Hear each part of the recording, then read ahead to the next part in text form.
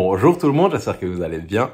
Dans cette vidéo, on va travailler sur le chapitre 10 de Management, Sciences de gestion et numérique. Le chapitre 10 qui s'appelle « Les transformations numériques, vecteurs d'amélioration de la relation avec les clients et les usagers ». On commence avec le grand 1. Quel est l'impact du numérique sur le processus d'achat? Un processus d'achat, c'est toutes les étapes qui conduisent un client à acheter un produit ou non. Et à l'heure d'aujourd'hui, ce processus d'achat, ces différentes étapes, il est de plus en plus digitalisé. Donc on utilise de plus en plus le numérique. L'étape 1, c'est le fait de consulter les produits sur Internet. Ça permet de se renseigner, de comparer les produits les uns avec les autres directement en ligne. L'étape 2, l'achat du produit. Là, directement, il peut se faire sur Internet aussi, donc à l'aide du numérique. La troisième étape du processus d'achat, c'est la souscription au programme de fidélité ou non, qui peut également se faire sur Internet. Et la quatrième étape, les actions post-achat, donc les actions après l'achat.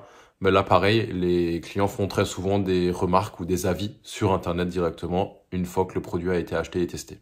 Maintenant, le grand 2. Quel est l'impact du numérique sur la connaissance du comportement du consommateur? Le comportement du consommateur, il se mobilise, il s'articule autour de différents éléments. Les besoins du consommateur, ses motivations, ses freins et ses attitudes. Et justement, le numérique, ça permet aux entreprises de mieux connaître ces différents aspects-là. Un besoin, c'est un état de désir ressenti par un individu. Et Maslow, c'est un auteur, il identifie ces différents types de besoins en fonction d'une pyramide. Les motivations d'un consommateur, c'est ce qui va le pousser à acheter un produit ou non. Et il existe 3 types de motivations différentes. Ça peut être une motivation oblative. Là, c'est quand le consommateur achète quelque chose pour faire plaisir à quelqu'un d'autre, pour l'offrir à quelqu'un d'autre. La motivation, elle peut être hédoniste. Ici, c'est quand le consommateur achète un produit pour se faire plaisir à lui-même, donc il achète le produit pour le garder lui. Ou la motivation, elle peut être d'auto-expression. Ici, c'est pour affirmer qui on est, montrer un petit peu qui on est à travers ce produit-là. Par exemple, si on achète le dernier iPhone, ça va montrer qu'on est quelqu'un qui a des moyens, etc.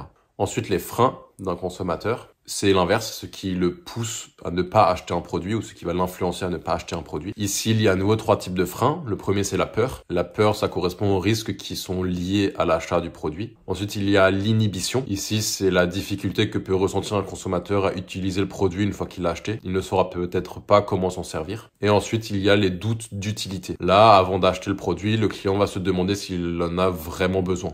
Et ça peut forcément le pousser à ne pas acheter le produit s'il estime qu'il n'en a pas forcément besoin. Enfin, on avait dit qu'il y avait les attitudes du consommateur. Là, c'est tous les éléments d'évaluation personnelle que ressent un individu pour un produit. Et à nouveau, l'attitude se compose de 3 éléments. Il y a les éléments cognitifs, donc ce que connaît le consommateur de la marque ou du produit. Les éléments affectifs, c'est les sentiments que ressent un consommateur envers à nouveau la marque ou le produit. Et les éléments conatifs, qui sont les intentions d'agir du consommateur envers la marque. Tester le produit, acheter le produit, etc.